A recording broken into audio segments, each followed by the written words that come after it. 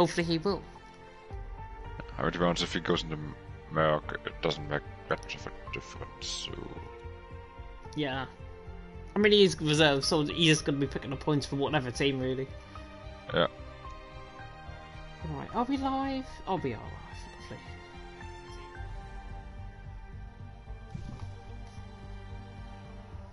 There we go.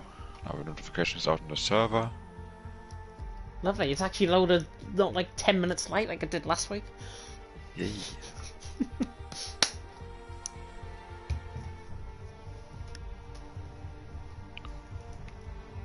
Good evening everyone and welcome along to FRL. We are here tonight for FRL F1 at Season 17. It's round 6 as we take in the jewel in the crown. Of course it is the Monaco Grand Prix from the Circuit de Monaco, or the Côte d'Azur. My name is James Head and I'm going to be taking to the stream, of course, as always on this fine Tuesday evening. Ivor was missing once again, so joining me in the commentary box is the GOAT of FRL. It is Mr. FRL Hawk. Hawk, how you doing? I'm good. You're good. Hi. Excited? Always. It's Monaco, you have to be excited for Monaco.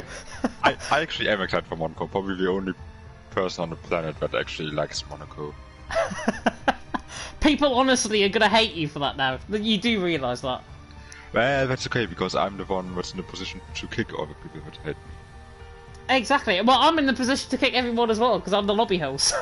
We have both got the power here tonight, and hopefully that power does not come to our heads. We can start, by the way, if you are listening to the stream. I haven't put a message in the Discord, but we can start now. Everyone is in who was supposed to be in. Let's have a run through as well of the championship standings coming into tonight. They are just loading up on my screen. It is Name Changer out on top on 106 points. Matchel there in second on 85. Both of them are back. Matchel potentially favoured more than Name Changer here tonight. We'll wait and see on that. Keki in third on 51, Charlie in fourth on 45, then Bunty in fifth on 42, Papine in sixth on 40, tied with Zero on the same amount of points, Liam there in eighth on 20, Ruti in ninth on 15, and Rudy there in 10th, the other NLR man in 10th position on 15 points as well. Name Changer leading the way by 21 points coming into tonight. The former F1 Esports Challengers man leading the way.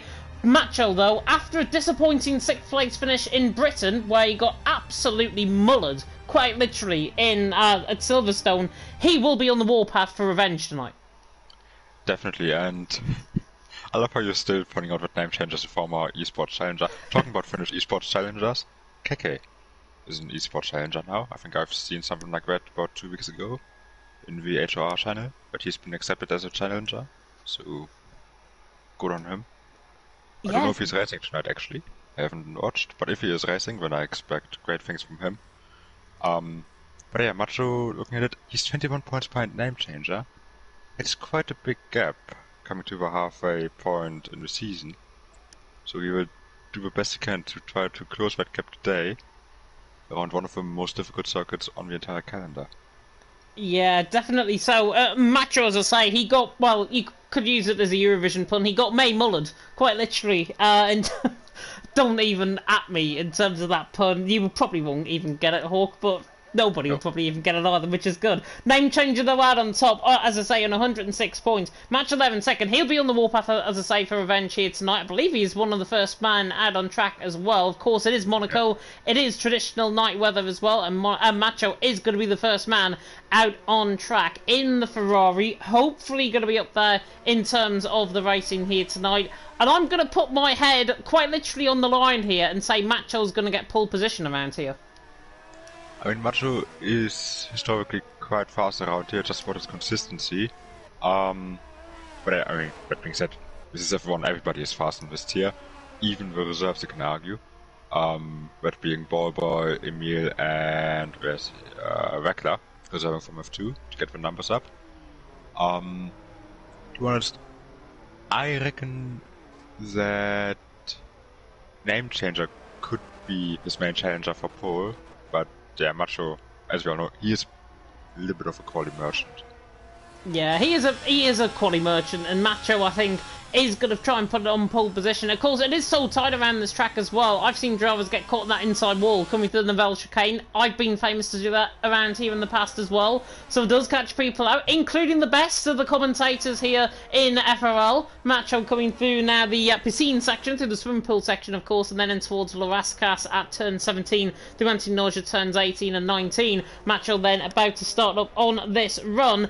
You were right, by the way, Enel Keki is an F1 Challengers reserve, I believe, this season. I believe he is going to be racing tomorrow night for Challengers. Macho very deep in towards turn 1 there at Sandavodi, absolutely centred in on the brakes. Now running up the hill in towards my favourite corner on this track, and that's Massenet, just because the bank job went around the outside here in TFRL back in the day. Coming through the right hander now of turn number 5 at Casino Square, and an 18.6 in the first sector is not too bad at all from the Ferraris. He now comes in toward the Grand Hotel hairpin at turn number 6, and then down in towards Mirabeau Bass at turn 7, and then through Portier at turn number 8, of course, where famously Verline and Button famously made contact here in 2016, as Macho now comes through underneath the tunnel in towards the Nivelle chicane, pretty much marking the halfway point in this lap. The Nivelle chicane, of course, it has varied different chicane lights and types, really. In its case, Formula E as well runs a different chicane compared to F1. 51.9 in the middle sector from Macho, now coming through the swimming pool section, absolutely flinging it on the curb there.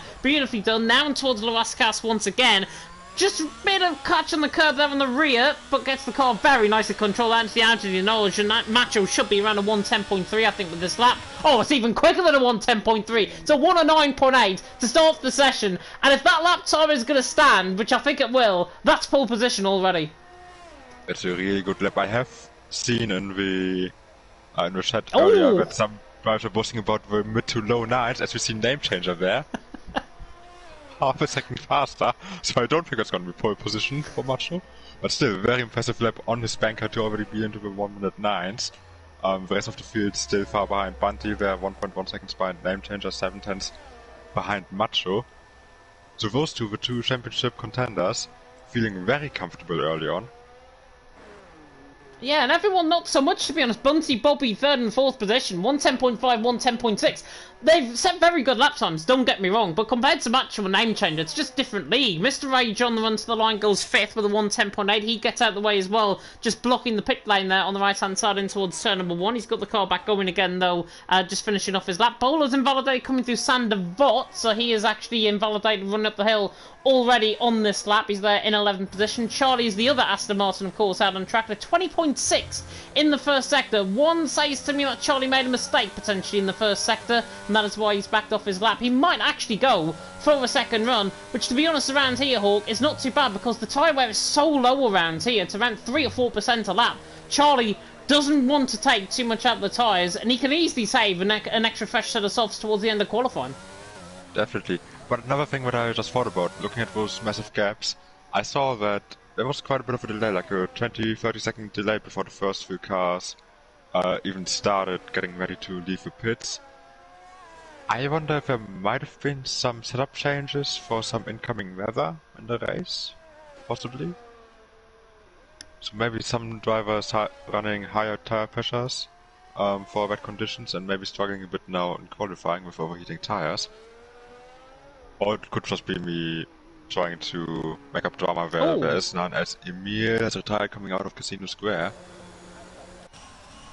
Just Basmati's gone through, and that's the wrong place to gone through because he's already gone through. I can't see where the car is coming up, but it's on the exit of Casino Square. The car's now gone. It's Macho there on an outlap. I think what he's done is get caught on the inside curb, then go off to the left-hand side and then spin in the wall on the right-hand side. That's what I think he's done coming through there. Yeah, it is quite easy to spin in there on the exit, or even on Apex if you run a little bit wide, or you hit the inside barrier, so... I mean, this is Monaco, you can pretty much crash at every single corner, every single centimeter of the track. So it's going to be a tough challenge for those drivers to push their cars to the maximum to get the best lap time, and we see so far that seemingly Name Changer and Macho are feeling more comfortable doing that than anybody else right now. Yeah, definitely. So Basmati there going into 9th position, currently ahead by about 0.6 of a second ahead of Rackless, and not a bad lap there at all from the Finn. Pelly there as well is on lap 19.7 in the first sector, which is quite respectful actually from Pelly. I know we interviewed him last week, me and Michael did after his race in Britain, and he put on literally like a Ministry of Defence performance, because he was absolutely brilliant in terms of his defence. He had a great battle as well with one of the Red Bulls coming through the right-hander, I believe it was of Stowe, but invalidates coming to the Nivelle chicane. That's one way to take the Nivelle chicane from Pelly's perspective. That's unfortunate from him. Macho just stopped up on a lap as well. I think he's next actually to come across the line, and a 18.5, not a 15.5 in the first sector, because otherwise it'd be 3 seconds up on his lap time. 18.5 in the first sector, not too bad at all for Macho. 500's up, but it's its middle sector where he really needs to gain the time. Yeah, coming back to Pelly, I saw the race yesterday around Britain, and I gotta say, that was a stellar job from Pelly, who isn't racing that much on a regular basis anymore as he used to. I think he's trying to get back into it now, as much invalidates at the same place where Pelly just did one lap before. But that was a very strong drive from Pelly last week up until he had that spin. So I think he's also possibly a contender for the top 5, as much as hits the barrier coming out of the swim chicane. I think he's gonna pit now, get some repairs in. But yeah, a lot of drivers here, very high caliber, very competitive. And I think that's exactly what we need in F1. Now the only thing that we would hope for is to have more drivers, especially around Monaco. But apart from that, it looks pretty decent. Is there a tire lying on the exit of Casino Square? That would be from Emelike. If you can see that, it's probably a glitch, I think. Yeah. If I go on Rackler's retired. That's at Portier. And oh yeah, Racker. Okay, that's strange. How do you manage to retire in Portier? Because you're not that fast around there. I reckon you must have just lost it under traction. It's probably yeah, yeah. facing the wrong way. Yeah, must have lost it, hit the barrier, ripped off his front left corner. It's unfortunate for him. Yeah, Ballboy, I believe, is on a lap as well, just coming through that part of the track. The car's now gone, but Ballboy overcome the scene of the accident, unfortunately, for Ballboy there. 210 up, coming through the middle sector. We were saying just before we came live as well, Ballboy, he is one of these drivers where I think Monaco, he wants to avoid the walls. He is Mr. Perfect when it comes to Monaco, I think. He wants to try and avoid the walls, try and just get a lap in. The race is going to be his forte. If everyone starts crashing in front of him, then we get potentially front wing damage, then we get potentially everyone backing up each other out on track. Ballboy could be there to really pick up all the pieces and land a very good blow. I've already said about 5th or 6th position he could end up tonight if he really, really does try, but it all depends on drivers really ahead of him, like Zero, who improved to 110.9, Mr. H there to 110.2, so not a bad lap there at all from him. There's nobody really on a lap though. Name changer out on top, Macho second, Mr. H there in third. Charlie saying in the chat as well, and good evening to the chat by the way, hope you are all doing well. Charlie saying in the chat he got blocked by Baz on his lap, and R in the comment section saying, go, go, go, Bunty, may the F1 force be with you, young Jedi. Didn't know May 4th had came early. Oh god. Talking about, did you know when the new Jedi, what's it called now, not Fallen Order, but the title after that, and that's coming out, I think it's called Fallen Jedi or something like that? Fallen Jedi, I've seen gameplay for it actually on the, I think it was Game Riot, the YouTube channel. It was the full game playthrough, and I think it's out either this week or it's out in, oh, it's already out potentially, I don't know. 18.3 by the way in the first sector from Macho. Absolutely flying through that first sector, more like it from him, coming down through the right-hander in towards Portier at turn number 8. This is a very good lap so far from Macho. Maybe the force is going to be with Macho out on track. He's there in second position on the back of Name Changer, but Name Changer currently is the one holding all the answers to the cards at this stage. Macho much better on the curb that time around, bit snappy and oversteered, just losing a little bit of time on the run towards the back, then in towards the swim pool section, but 51.3 in the middle sector is absolutely huge and absolutely flies through the swim pool section. My word, that's commitment. Coming through Rascas, this is where, of course, he hit the wall on the right-hand side. A mantra avoid it there. Beautifully Avanti Norge. This is going to be provisional pole, without a doubt. Macho to the line, goes quickest, 109 flat, and that is a big improvement. Incredible name changer though. He's up by a 10 through the first sector, also matching an 18.3. He's right on his tail. Let's see what he can do coming through the tunnel and down towards the Nivelle chicane. This will be a really big lap incoming. Oh, very close to the wall. Beautiful line through there. Now the last sector, Macho nailed this last sector on his lap. Oh no! No, it hits the inside wall of the back. He backs out, he knows it. Yeah, right side end plate damage as well, coming out of Tabac, unfortunately for Name Changer. That is the limitations around this track. The walls come at you so quickly. Name Changer, if he corrected his angle, if he was just 0.1 of a millisecond, I think later in his turning, he would have got through the corner absolutely fine. That is the fine margins of a lap around here, and the fine margins that every driver has to cope with. Yeah, let's see, Basmati just starting his lap. Pelly, I think, is... Oh no, he's invalidated. Bulo is doing a lap, 19.1 in the first sector. He doesn't have a lap time yet, so I think he's just trying to get a lap in. Yeah, potentially. I'm also starting. not sure if you can hear any background noise, by the way. You probably can't, but I think there's a road sweeper going past my house right now, and I can hear it over my headset, which is weird. Well, luckily your headset seems to have a sufficient enough noise suppression. At least I can't hear it in the background, so stream-wise, we should be all good. I'm sitting next to the back window as well in my bedroom, so no wonder I can hear it. 53.2 in the middle sector from Bolo. Not looking too bad. Obviously, he's not going to be towards Macho, Name Changer, Mr. Rage sort of area, unless he gets one of the F1 Esports Challengers drivers in to race on his account, which will be, of course, not allowed within qualifying and not allowed, of course, within the FRL rules and regulations. But Bolo now on the run to the line. He goes 9th ahead of Ballboy. Ballboy is not out of the pit lane just yet. They're in 10th. Charlie as well was just starting up on another one, I believe. 18.7 in the first sector is respectful. Pelly there in 14th as well. Bobby, by the way, who I was gonna say needing an invite into the lobby, has just gotten back into the lobby, which is very good. Charlie through the middle sector, 52.6. He's going to be going around Zero Basmati sort of area with this lap. No, he's not. He's invalid. Oh, and Pelly just getting damage there on next of Tabac. He has to hurry up if he wants to get another lap in. Oh, he'll be fine. What, 4 minutes? He'll be fine. Yeah, he's in the pit lane.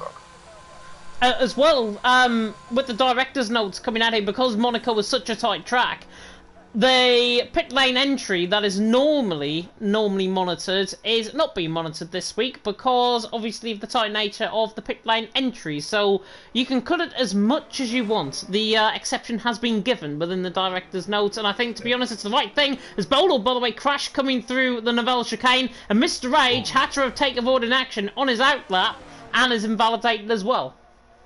That's unfortunate, especially since Bodo, I think it was on his in-lap right there, or at least his cooldown lap after his run, so that's a bit embarrassing for him. Yeah, it is. It's so easy to do, though. I've done that many times around here, even on time trial, where people don't cast a watching eye over my performances. It literally happened there. Name Changer, by the way, was on a lap, but interestingly, he's doing a tactic that I have seen, and I think I mentioned this last week as well in Silverstone with Macho, I think, through the first sector. Name Changer is doing neutral gears, first gear, second gear, now on his lap, and that means, because he's got a high fuel load, he's trying to burn the fuel, he's trying to warm up the tyres with that as well. That is not a half bad strategy, but with 0.3 of a second to gain on the back of Macho, I think he needs to find a little bit more, maybe use Zero up as a bit of slipstream. Yeah, I think he also struggled a bit coming through Messina and Casino Square and just decided to back out after that. He was pushing through turn 1, but Evan just noticed that he lost too much time, so he's rather recharging the battery, cooling down the tires a bit, burning some fuel as you said, and trying to go for another lap, as Macho is having some traffic coming through. Bobby were parking inside of the road for him. Macho's invalid as well. Oh. He's got a Red Bull right on his coattails. That's something Davidenko on an outlap, but he gets out of the way, so that's nice there for Macho to let him go. And Name Changer, though, is the next man to set up on a lap, I believe. Mr. Rage is just going on to a lap, I think they're in third. Name Changer, though, so close towards the walls at Casino Square. 18.4, not too bad, but he's a 10th and a half off on Macho already. Comes out through. Quite a lot, but remember, it was the third sector that Macho yeah, absolutely nailed coming through the swimming pool chicane and through Rust cars. Let's see what Name Changer can do in the second sector, coming down to the chicane. Oh, oh my God! Oh, he's off! He's in the wall! Oh, I thought that was absolutely perfect! on the entry into the corner. That looked absolutely nailed on to get a good entry coming out the corner. But that is the thin margins. He had damage coming through to back. The car is actually moving off because of the wheel. It's actually moving back onto the racing line, which is not too bad. But name changer there in second. 109.3 out. Macho is gifted pole position. And he realises that now he doesn't even need to set another lap. But he will, and he'll go and spawn away with this lap. Yeah. Oh god, that's unfortunate for name changer, just picking up the understeer on the exit, but Macho down on his time by 3/4 of a tenth through the first sector. Interestingly, using second gear through the hairpin. That's odd. I've never seen it before. Yeah, it minimises traction, I think, more for like low gear. When you're going through a low gear corner, it just minimises the traction. You get through the gears quickly. It just minimises that traction a little bit more. Macho into the Novella chicane. This is where he's had trouble before, and he's had trouble again because he got caught on this inside sausage curb on the rear right tyre. 51.3 though in the middle sector. He's improving even with that mistake, and he's flying through the swimming pool section again. Oh, and he's got traffic ahead of him. I think that's Basmati. Nearly went into the wall there on his out lap. Macho's so close to the wall at Anthony Norwich on the run to the line. I don't think this is a 108. I don't think it's an improvement either. It's not. Macho, though, is quickest. Name changer in second. And Davidenko was now third. The Spaniard doing a fantastic job on the Red Bull. Yeah. Let's see Mr. Rage. No. He's 1.3 seconds down on his time. Bunty is still pushing. Zavo is pushing. Zavo had a purple middle sector. I'm gonna see if that was actually valid. But purple sector. 33.5. That's more than his personal best, I think. Yeah, it did show up as purple, but it was 6/10.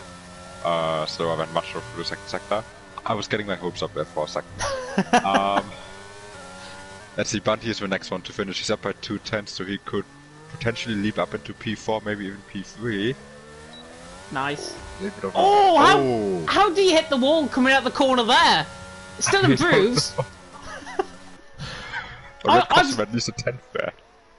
Yeah, I've seen some mad things in my lifetime. Penny, by the way, is improving 52.3 in the middle sector. He's not going to be going anywhere near Bunty. Oh, and he's hit the wall as well, coming out the swimming pool section. I think he'll go Zero Basmati. Oh, my word, he's nearly spinning coming out of Rascar. Santavanti knows he's all over the place. The Ferrari nearly takes the Bunty line through there on the run to the line. And he goes behind Basmati, so exactly where I expected him to go, he has. Pelly there in eighth, 11 hundredths of a second quicker than Zero in terms of his lap time. That is the end of qualifying, though. So many improvements, so many lack of improvements towards the end of the session. But Macho there out on top, name changer in second, Davidenko there in third. A predictable top two. Davidenko for P3, though. I'm a little bit shocked by that. Well, I mean, to be honest, Davidenko, he is usually quite a fast guy. But then again, he didn't race last season, did he? Oh no, he did, but he didn't race for the season before that, I think. I mean, he is a former F2 champion, so you could expect him to be fast, but then again, it is somewhat close from P3 down to, let's say, P6, P7, but yeah, the top two are just in another league right now, which leads me to believe that there must be some different setups, possibly for rain, because I just can't explain why it would be such a big gap otherwise.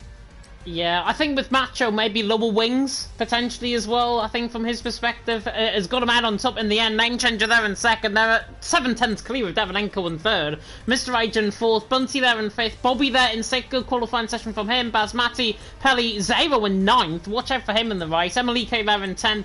Bolo over there in 11th. Then Bullboy, Rackler, and the man who will not be very happy that Rackler is now ahead of him. FRL Charlie at the back of the field. He is not. He's been complaining about Rackler in the commentators chat. He's not going to be happy whatsoever that he's starting ahead of him out on track, because you never know with Rackler. You could get one or two things. You could get one where he is absolutely brilliant, and defensively, you mentioned before we came live as well, defensively he's normally on there. Attacking though, and attacking other drivers is where his main concern is, and Charlie, I think, would be worried by that, especially because he's starting right at the back of the field. Yeah, I mean, obviously I've raced plenty of those guys around here, plenty of times for the win as well. I remember Rackler back in season 7, Macho was leading most of the race, Ben crashed, he didn't turn Senna, and Ben was back and me for the lead, and he just held me up for 10, 15 laps, so obviously Monaco is kinda easy to defend, but still Weckler's defensive masterclass is definitely quite impressive, but yeah, he has to be careful when he's attacking other drivers, as we've seen yesterday between him and VIP in F2. Equally, Zavo, usually quite good around this track, as long as he doesn't bin it into the wall, which is how I got my first and only Monaco win around here, with him binning it, I think, 6 laps before the end.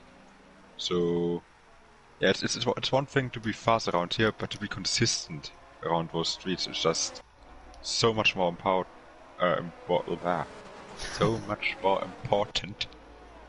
I should just stop speaking German. Anyway, tires. Yeah, interesting. I've got to say, Macho on a set of medium, pretty much the first 4 rows of the grid, in fact actually the first 5 rows of the grid, have either got one person on a set of mediums or one person on a set of hards. No single row of the grid is actually mentioned in terms of a better strategy. Bolo, Ballboy, Rackler, all on a set of mediums further down the field. Charlie opting for a set of hard compounder tyres. Also, just a thing to point out, Emelike apparently has a race ban. He accumulated 6 penalty points. Does that only count for F2 rather than F1? That does only... I mean, he had it for F2 and he's out in F2, so I think that's him serving his race ban. Yeah, so... Oh, he's had it in F2. Oh, good. Yeah, so it's okay. Remember, he's only in F2 reserve, so... Oh, yeah. Rules don't apply to him in F1. Well, I mean, they still do, but... They do and they don't. It's not like a rogue Shazoo man, F1 Esports Challengers man of Tom that came in last season. I remember this very vividly because he asked me for the invite, saying, yeah. do you know what? I'll do a race just for the sake of it." As Davidenko did his spins coming through Raskas. I'll do a race just for the sake of it. Ends up coming in 1 lap in qualifying, goes on pole position by about 0.5 of a second, and then gets disqualified from the race for actually winning it. So. God, yeah. I felt so bad coming in halfway through the race and then getting the interviews and saying, "Yeah, sorry mate, you're not gonna be classified." My heart was beating, but we have rules for a reason. Bunty forgot how to line up properly. Top 3 quickly as well. Name change. No, Zavo, Pelly, name changer. Pelly, interesting. 5 red lights going out then.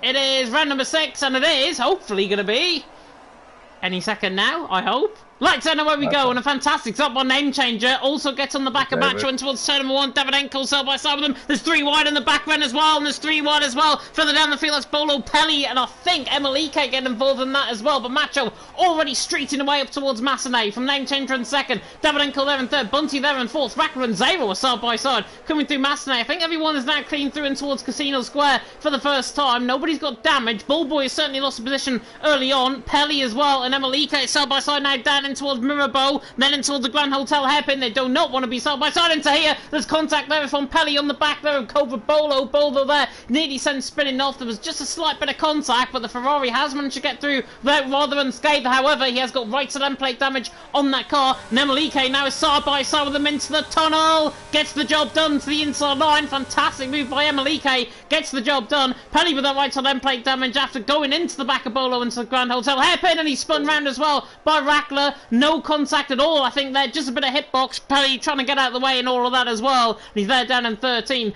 Pretty good start, I've got to say, from everyone else. Apart from Pelly, right side end plate damage for him. But Macho leads. Name changer 2nd. Davidenko there in 3rd. Front 3 remain as they are. Front 6 I think remain as they are at this stage. Apart from Bunty, Mr. Rage swapping positions, and Pelly's in the pits.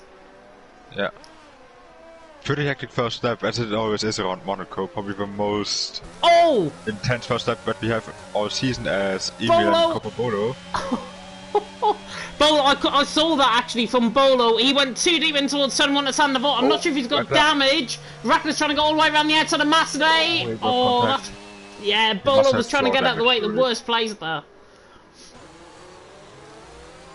Has he got damage? Is it side pod? Can't be side pod. I mean, just look at that understeer. He's got some sort of front wing damage, I think, or side pod damage. I'm not sure which one. End plates are looking fine, looking back from regulars on board, so I guess it has to be sideboard damage, which is obviously terrible because you can't repair that. Oh, Mr. Rage! Rage! Oh no, was it under traction? Yeah, excellent Novell chicane. Yeah. So unfortunate for him. There's also a spinner as well. Basmati is round, coming through to back. That is no front wing as well for him. Coming through to back. The Aston Martin and Charlie nearly kills me, the cameraman, coming across the camera angle there. But Macho leads the way. Name change in second. Davidenko in third. And of course, at a different track, this would be a safety car right now because of the safety car glitch that hasn't been fixed since the game actually came out. Then we just have to cope with drivers basically been in the wall and no safety car being deployed. I mean, the safety car glitch, it's just not a thing on this game. I think it's been a thing for the last 1-2 games. Yeah. Yeah. Although I remember back in 2019 there were too many safety cars that always got triggered on the first lap, and now they're just massively overcompensated by not having a safety car at all. Yeah, Zavo I'm watching on ball with. This is the real only battle I think we've got because Bolo was struggling out of there with that either side pod damage or maybe it's left side end plate damage, I'm thinking, because he is understeering coming through the right-handed corners, which suggests to me it's more left side damage than right side damage. But Zavo on the back of Bolo, trying to get this job done. He's on that side of hard compound tyres. Oh, and actually in the wall, Bolo, through the Novell chicane, wrong angle, coming into the corner, and he is out of the race, coming through the Novell chicane, and Zavo, I was going to say, he's just biding his time, waiting for that move to happen, and the move has happened because he's in the wall and out the race. Yeah. I think Bulo definitely has some left side end plate damage now, as he leaves in absolute disgust. Yeah, I can only imagine that he had some possibly floor damage because I didn't see anything on his front wing, so that's unfortunate for him. Obviously the one track where downforces everything, you don't want to lose a single bit of carbon fiber on your car. Now we're down to 12 cars. I hope we won't have a race where we end up with like 2 or 3 finishers like we did back in... Help me out, when was it? When Hannes won. God, was it like... Yeah, F1 2018 I think it was, like season 12, season 13? Might be wrong. I was thinking about the actual real life thing that happened back in the 90s or 80s with Olivia Panis and... Riccardo Patrese! Yeah, and all those guys. All of those guys. When was it? 1980 something, I think it was.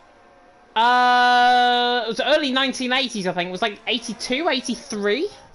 I want to say 83, but I'm not sure. And I'm not going to fact check that now because I can't be bothered. I am. Go ahead. We only had 3 finishers at the end. Well, technically only 2, but 3 got classified. Let's have a look. It is...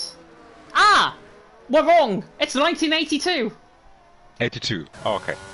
I mean, 1 year off. That's not too much. As Charlie and they were battling for P8 because it's battle on track right now. The only real battle.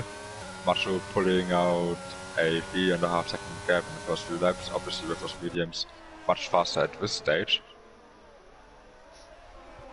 Yeah, look, so Michael, by the way, in the chat saying that he's just got home, which is fantastic. Hope you're doing well. I mean, we did have a safety car last night, so I think at certain points where the car crashes when the safety car comes out. Yeah, Novell chicane, I've seen a safety car being deployed on this game before, and the Novell chicane's normally one of the hot spots, the hot spots, I think, for the safety car to be actually deployed in this race. But because it's nighttime, because it is so different to what conditions are normally like in real life, and obviously we haven't got the rain as we did in real life this year, or last year I should say, but at the moment Zavo and Charlie in 8th and 9th, as you mentioned, they're the only battle that's going on out on track, as to why we're focusing on them more. Emelike though is beginning to get a little bit closer to Bobby, 1 second the gap. Bobby just made a slight mistake I think out of Anthony Noj. 35% of ERS for Bobby, Emelike's on 81%, so if Emelike can try and reel in Bobby like a bit of a fish on a fishing line, he can try and just reel him in and then get the catch, potentially, down somewhere out on track. I mean, this is the thing about Monaco. On other tracks, when you have a car right in front of you, you push another 10% trying to get past. In Monaco, you don't want to push any more than you already are because you're always driving on the Charlie! Limit. Charlie! Oh, driving on the inside, little bit of contact. No way, man. Yeah, do not even try that around the outside of the Grand Hotel hairpin. I mean, he tries to wallop him down the back end as well, just for good measure. Basmati's out. In the chicane. I mean, so far we had 3 retirements in the new chicane and no safety cars, so I'm not sure if that's the hot spot for safety cars. Here's Charlie again, in toward the Nouvelle chicane. Again, he's not going to go for the move. Zero's so hard in the defence though, so hard in fact this contact again. And Zero, if Charlie is not careful, he's going to give rear wing or rear suspension damage to the back of the Alfa Romeo. Yeah. I'm actually more concerned about Charlie potentially ruining his own front wing with that, because there's only that much damage that the front wing can sustain. And Wrecker is in the pit, so does he have any damage? Yes. Yes, he does. Possibly avoiding Basmati's wrecked car, I'd imagine. Yeah, Basmati I think was actually behind Bunty out on track when he crashed, or just ahead of Bunty actually when he crashed. So obviously, if that was the case, Rackler got put off by that ghosted car. And of course, in what we were mentioning for the F123 release just before we came live, I saw a report from, I think it was RaceSpot GG if I'm not mistaken, it was something like that, and they actually confirmed in an article that was to not be released until, I'm guessing, tomorrow. Apparently red flags are back in the game, so if that is the case, and if it's online, red flags could become a feature on the F123 game. So that's a little bit of breaking news. I also know the release date, which I've told Hawk, and we are under absolute stum to keep it quiet on the stream. We are not going to tell you when the release date is. You will find out tomorrow at 4 PM UK time. Yeah. The release date is next week on Thursday. Imagine that if they just stop, oh yeah, by the way, we're releasing a new game next week. That would just be an absolute shocker and an absolute death to all leagues, because they would be halfway through the season at that point. Everybody would just uninstall the game immediately.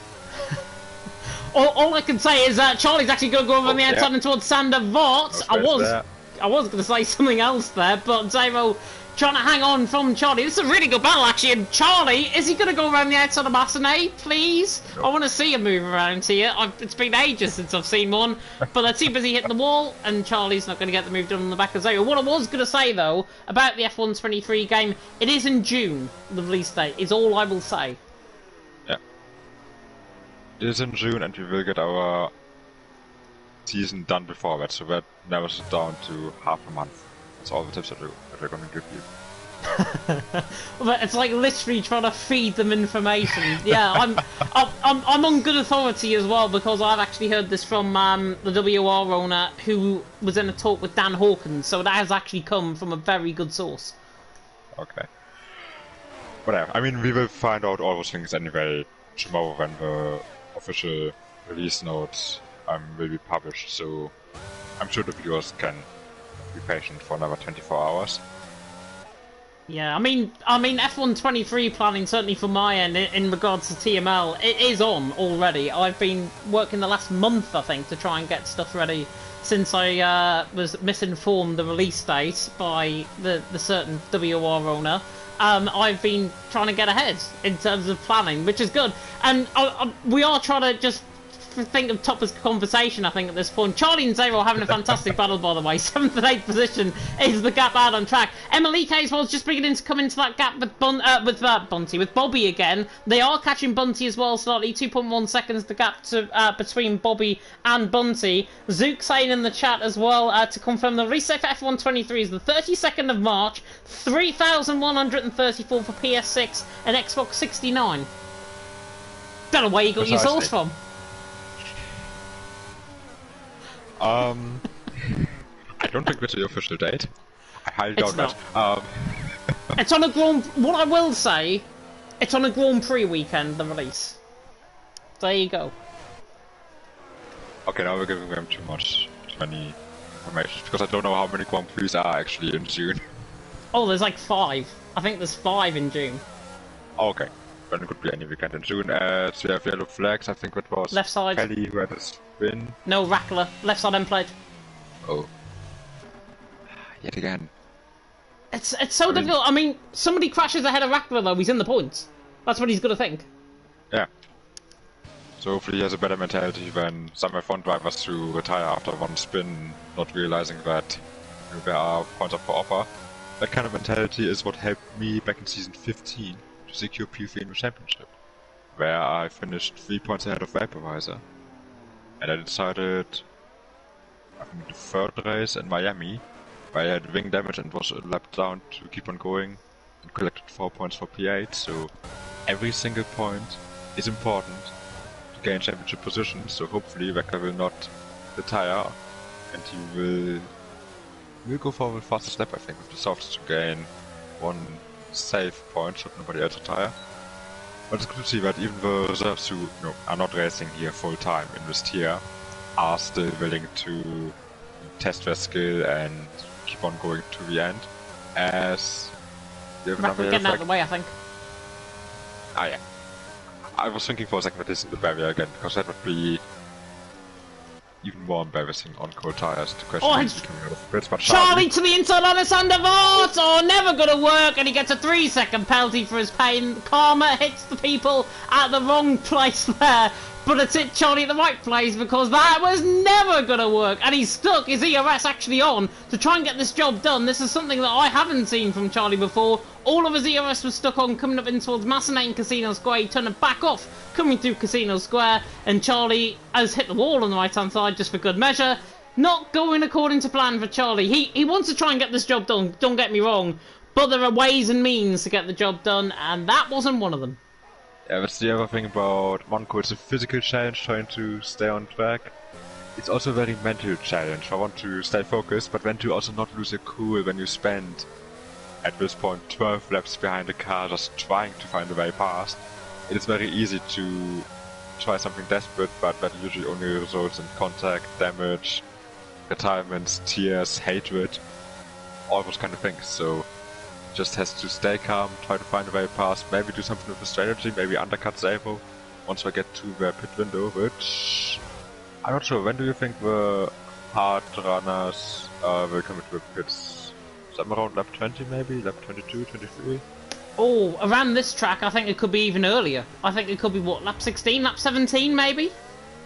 I remember yesterday in F2 I voted I think 23 laps on the mediums. And I think he got a puncture coming out of the last corner on the last lap, potentially. So, yeah, the mediums only last for about 23-ish laps, maybe 25 if you push it. Yeah. I'm not sure how long the hards will last. I mean, theoretically we should be able to carry the hards all the way through to the end, maybe do a quick stint on the softs.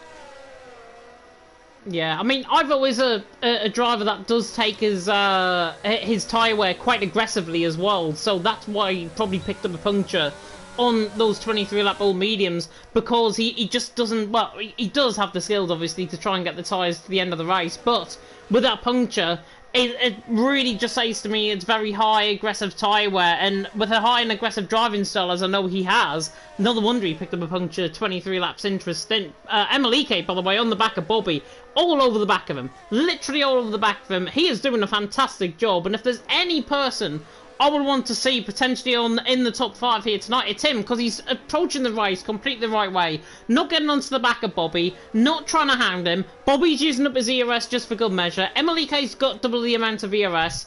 I'm really impressed by how he's driving so far. He's doing a fantastic job. He's in 6th. They're not too far off Bunty. They're actually catching. And with Bobby's tyres now beginning to get better than Bunty's, Emelike's just been sitting behind, off the back of Bobby, out of slipstream range, not pushing his tyres too hard. That's exactly what he wants to do if he's to get at least P4 in this race. Yeah, this is quite ideal for me right now, because he has a 19-second gap to Zavo. I think that's enough for a pit stop, so I mean, he will definitely pit earlier than Bobby. Actually, he pits right now, so that's going to be the undercut on Bobby naturally. So he will get out of Bobby surely. He will not lose any positions to Zavo, so he won't lose any time battling with him. And then eventually, once Bobby does his pit stop, he will have to try and get a move done on Emil, which surely isn't that easy as he's being held in the pits. Oh no, he's not. No, he's fine. Yeah, Excellent. so I think Emil is very much on for top 5 finish right here. Hey, Zavo, look at Zavo as well, and Charlie, they're actually not too far off the back of Emil. If he can get those tyres warmed up, it's going to take, because it's a short nature track, it's going to take at least 3/4 of the lap for those tyres to get up to temperature. So Zavo and Charlie are going to be right with him through the first sector, through the middle sector, and I would not be surprised if they're right on the back coming out of Portier. Zero goes for the move into the Nivelle chicane on the back of him and just try and put a car between himself and Charlie, because Charlie has literally been a thorn in the Finn side right now. Charlie is doing a great job on the back of Zero. That little bit of contact earlier on was a bit unfortunate, but Emelike now ahead. All of that, I think, though, what I've just said has gone out the window, because Emelike, it looks like his tyres have actually got up to temperature faster than what I would have thought. Yeah, that was very well done there by Emi. Obviously, he was monitoring the gap between himself and Zero, made sure that he has enough of a margin to come out ahead of him, as Bunty is in the pits now on mediums. And actually, talking about the mediums, name changer, 3.8 seconds behind Macho. That gap was 4.5, 5 seconds before, so I think we might be hitting the crossover now, where the mediums start to degrade a little bit.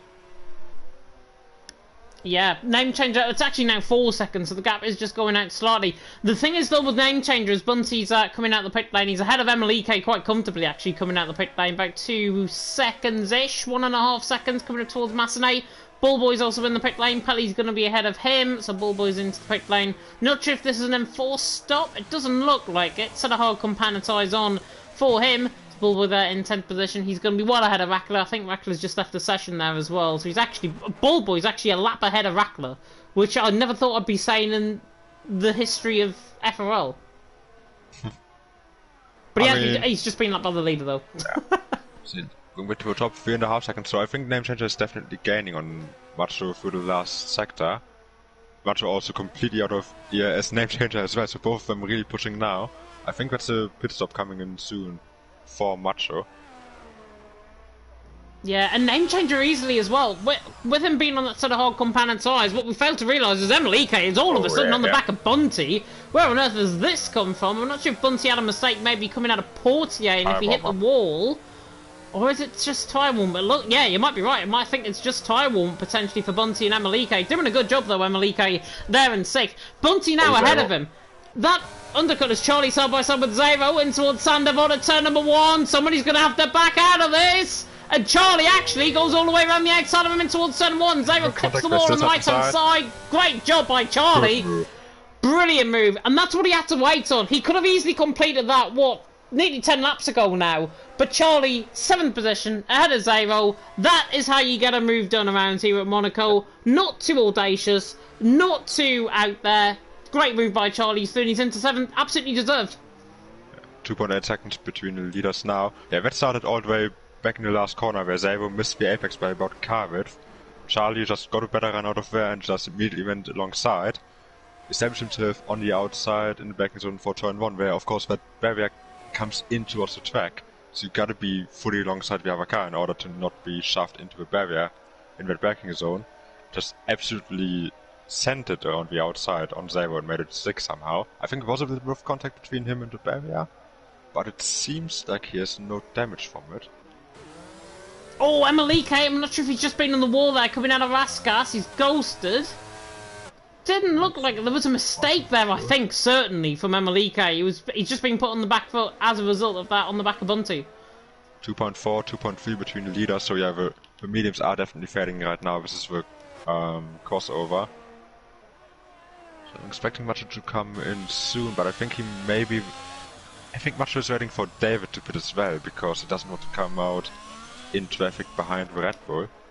Ah, no, I know exactly what they're playing here. Macho, I think what is going to happen is they're both going to come in on the same lap. I think that's what Macho was waiting out for, compared to Name Changer. Name Changer there in 2nd, he's catching, but they're playing a real high-speed game of poker right now. It's who will gamble first to come in the pit lane.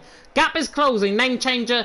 The threat is, with Macho, if he comes in the pit lane now, Name Changer can extend that stint another 3 or 4 laps. He's going to be on the fresher tyre, and he will overcut him compared to Macho on an undercut. So, regardless, Macho is basically backed up into a corner. So Macho's trying to get out of this corner by playing the game of who's going to come in the pit lane first. Well, I'm not going to pit in. Name Changer's certainly not going to pit in. So it's a little bit of a game at the minute. Yeah.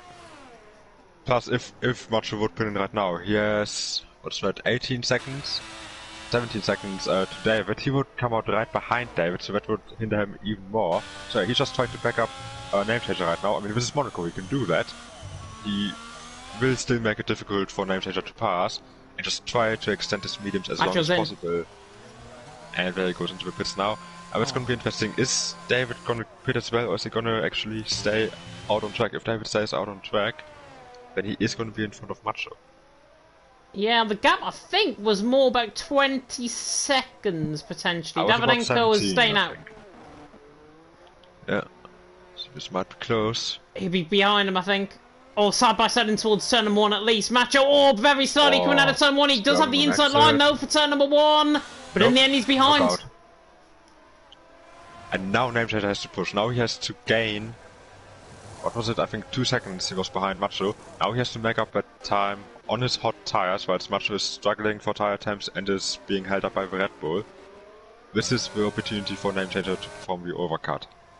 Yeah, definitely. So, Bobby, by the way, he's got a front wing change, so he's in the pit lane. Not sure where he's clipped the wall, but he has hit the wall somewhere, and he's going to be behind. Actually, Charlie coming out the pit lane here as well. Charlie's yet to pit in. Bobby will be in clearish air. He's ahead of Zero. Zero yet to come in the pit lane as well. So, Bobby's actually came out of part of the track where, if it wasn't for that front wing change, he would have been 3 or 4 seconds behind Emelike and Bunty anyway. So... really, that's not a bad thing at all. His Name Changer, as you mentioned, is in the pit lane. Macho is still on the back of Davydenko, coming out through the swimming pool section. This is all of a sudden beginning to burst into life, the Monaco Grand Prix. Davydenko really clips the wall. Sparks fly off the rear, off the wing there, on the right-hand side. Nearly gets close towards Raskas. Macho, though, is going to have to try and deal with 2 things. Name Changer coming out the pit lane, and there might be side-by-side. Coming out of turn number 1, there is Name Changer. Macho to the inside line, though, tries to force the move on Davydenko. Can't get through. Name Changer out the pit lane, right in behind. Perfect from Name Changer, not so perfect for Macho. Needs this move into Massenet, tries to go for the inside line. In the end, though, Name Changer's right on the back of him already. The mediums have just switched on like that, and look at this. Now, on the back, 3 for the lead. Davydenko leads. Macho in second. Name Changer in third. 40 seconds clear, actually 30 seconds clear now, is the gap between Davydenko and Name Changer. But the way Davydenko is dealing this, he's backing up Macho and Name Changer. They lose 6 seconds all of a sudden, and Davydenko stays out there. Bunty and Emelike are back in this. Pretty much. I mean, this is just amazing. This is Monaco right here, where it just becomes a game of, as you said, high-speed poker. You just have to pit at the right time, or else you can easily lose a couple of seconds, like Macho did there. I mean, that gap was 2 seconds before pit stops. It's absolutely nothing now, and David continues to hold up both of those drivers, racing for the net race lead, as obviously David still has to make his pit stop.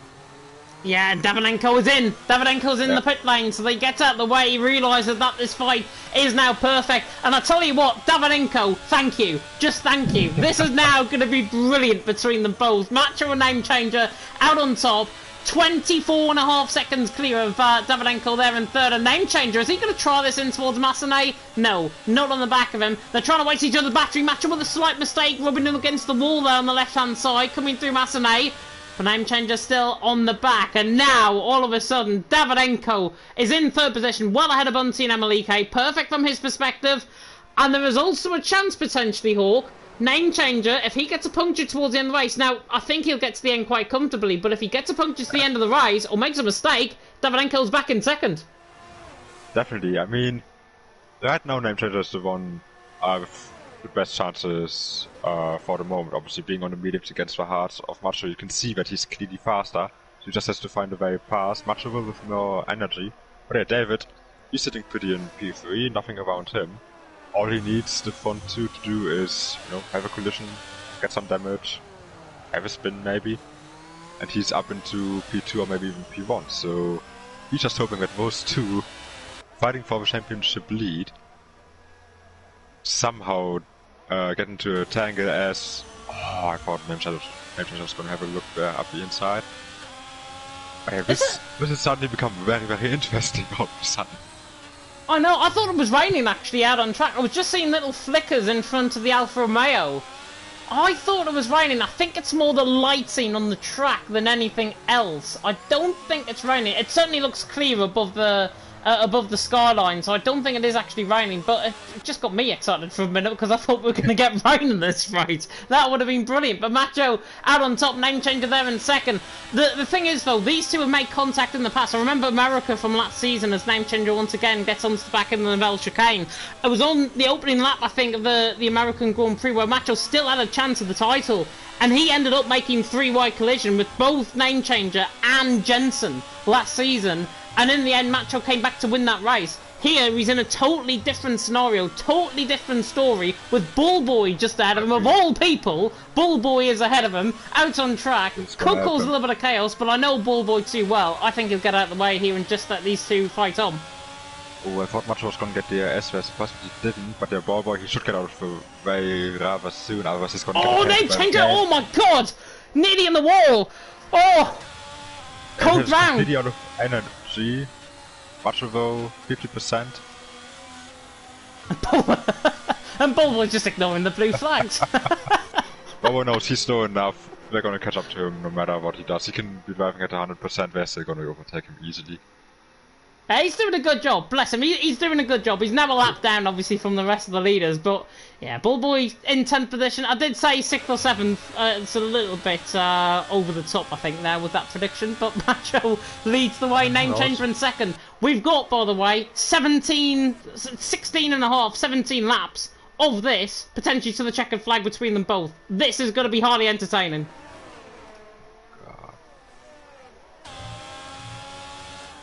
Oh, I want to see this. It's just going to... from a commentator's perspective, commentary doesn't really come into it when you've got two absolute class drivers going at it around Monaco. Name Changer and Macho. So if we'd be silent for a second, don't at us or anything in the chat. We are just enjoying what you're enjoying and being fans of the sport first, rather than being a commentator. As Name Changer on the back again of Macho run up the hill. But again, they're just playing this real high-speed game of poker at this stage. Name Changer wants to try and grab Macho somehow and just toss him to the side somewhere and force him in for a mistake. Macho doesn't want to be put in. And at this stage, Hawk, looking at the EOS, Macho is doing so much better. 10 times more EOS than what Name Changer has him behind. He saved a lot of battery when he was behind the Red Bull and just before his pit stop as well. But yeah, I mean, this is just amazing, isn't it? It's Monaco where within half a second, without ever letting up. Thankfully, dirty air is not a thing in this game. So otherwise, Name Changer's tires would be burning at this point. But yeah, just go on board with Name Changer and you could literally not say anything for the rest of the race and it would still be absolutely nail-biting, edge-of-your-seat stuff. Just watching how close those two are to each other, because I can guarantee you right now, the only thing that Name Changer sees is the red car in front of him. He does not see the curves, he does not see the barriers, he's just driving purely on instinct, looking for a mistake from Macho. Mr. F1 Esports Challengers man himself and former FRL champion, of course, Jensen there in the chat saying, this is spicy. I totally agree, and I also totally agree with this. Name Changer needs an exit somewhere. I totally agree, but he will only get that exit if he saves up his battery. Doesn't save up that battery, he's not going to get the exit from anywhere. He's better coming on the exit of the corners, however, so that might work to his advantage. The way Name Changer's approaching this race, though, if I was him, especially down into the Grand Hotel hairpin at Mirabeau, I would be saving up EOS coming through this point on the track. And the thing is, Macho could easily say, you know what, I'm going to try and back you up. I want you to go in the lead of this race. Macho could easily do that because he's got the advantage at this stage. And if that is the case, oh my word, Name Changer's nearly in the back of him into the Nivelle chicane. Oh, goodness me, nearly absolutely scared me off my bed, quite literally there. But Macho now, all of a sudden, 7/10 clear. Could he go for the killer blow now? Potentially, but I think if I was in Macho's shoes, I'd be wanting to try and get Name Changer past me and see what he can do out in front. Yeah, I mean, this is such a brilliant display of mind games right now. Name Changer is trying to continuously put the pressure on Macho, force him into a mistake. Macho is trying to keep Name Changer close to him so that he can lock up, go wide somewhere, make a mistake, and then open up the gap. It's really just a battle of minds right now to see who has a better constitution, who can withstand that immense psychological pressure right now. And so far, both of them, I have a few moments here and there, but it seems like Name Changer is straining a little bit more in this battle. He is. He is. My weird sound there, by the way, was Emelike again on the back of Bunty and towards someone, just going a little bit too deep. If that's a battle of minds in front, I think this is a battle of will for 4th position. Bunty, Emelike and Bobby. Bobby, all of a sudden, his mediums have got him completely back into play. The fact that he's came into the pit lane a little bit earlier than the rest, though, concerns me a little bit, because Bobby, so far, I can't see much blistering going on the tyres. But the rear right, however, looking at the rear right tyres, Name Changer again is on the back coming through Raskas for the battle for the lead on the mini-map. But Bobby, on that rear right tyre and the front right tyre, he's just beginning to get a little bit of grinding. And that little bit of grinding is going to concern him and concern me, I think, as we go through this race. The fact is, though, we were mentioning 2 or 3 finishes out of this race. The fact that 11 drivers are still going here in Monaco is just a testament to how good these guys are. Definitely. I mean, if you want to see what a good... Oh, Name Changers! Holy crap! Oh my god! Oh! Well, if he didn't have a cold brown in his pants now, from earlier on, he does now. Oh my god, that was close. I literally had my head in my hands at that stage. Macho still leads. Name Changer in second. Name Changer needs to iron out those mistakes if he wants to win this race. If he doesn't, he's in trouble. Breathe. That was a heart in the mouth moment. I was about to say, if you want to know what good vibes are all about, it's about not dropping it on the exit. It's not locking up, not running wide. And again! And just as I'm about to say that Name Changer is starting to struggle. Oh god. Macho again though, coming out of Raskas. I'm not sure if the tyres are potentially going or if there's more rubber down on the track or something, but Name Changer was lucky to get away with that. Lucky to get away with it again coming out the swimming pool section, even though it was a half-hour mistake and Macho makes a mistake into turn 1 at Sandervot. Oh my god, these guys have got me in 10 dogs, and Name Changer is going to go for the move to the inside line. He will. Macho gives him the space. Beautiful. And that's exactly what Macho would have wanted. He's now in the lead of this race, Name Changer. That's perfect from Macho's perspective. 38% of ERS, staying behind a Name Changer. However, has Name Changer got has Macho got an issue here? He's really struggling all of a sudden, coming through Mirabeau. I'm not sure if he's just doing this on purpose and he's just backing off by a second, but it looks to me as if he had a slight wheel disconnect or something there. He's just under pressure as Emelike is through on Bunty, who makes a mistake in towards turn 1 at Sandervot. I'm not sure if he went straight on there, did Bunty, but Emelike now through, and he's into 4th, and Bobby, by the way, back in the pit lane, I think, for another front wing change. Yeah. Oh, I'm not sure. Yeah, Macho seemingly struggling a bit. I'm not sure if that's just him, you know, lifting off right now, saying, okay, I just need to breathe a bit. Maybe the pressure from Name Changer was getting to him, but it looked like he was going to go wide into turn 1 and just slap on the brakes. I think he's just struggling with his rear end. Maybe he's been pushing his tires too much. Maybe he's even overheating those hard tires, which is a very difficult thing to do. That's what I'm thinking. I think that mistake from turn number 1 has just set him on a course and a path of overheating the tyres, and now he's trying to cool them down. But around a track like Monaco, it is difficult to try and cool the tyres down because you're going pretty much at flat-out speed throughout the entirety of the first sector. It's only in the middle sector you'll really get to cool the tyres down. Now, if Macho has got this right, Name Changer's going to be within his lap towards the end of the race. Macho's going to be gaining 2, 3, 4 tons per lap, I think, towards the end. But goodness me, Macho and Name Changer, how close have these guys been until all? I do not know. I will forever take this to my grave. I'm absolutely sure with this memory of this race. But Name Changer's doing a fantastic job now out in front. Macho there in second.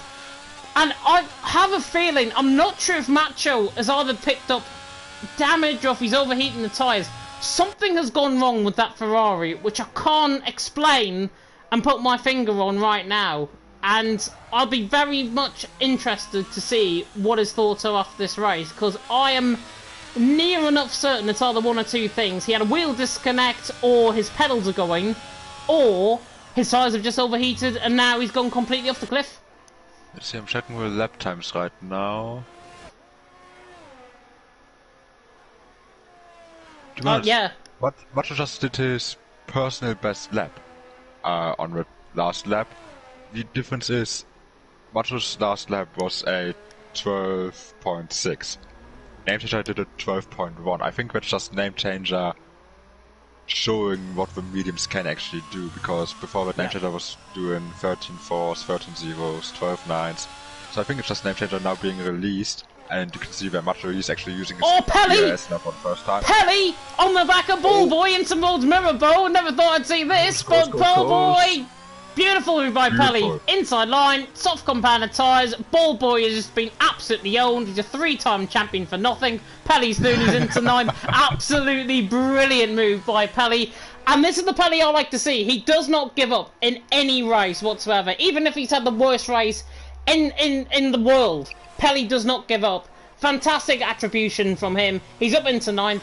He said he didn't expect anything out of this race, and to be honest, he's just sold Ballboy a new kidney there.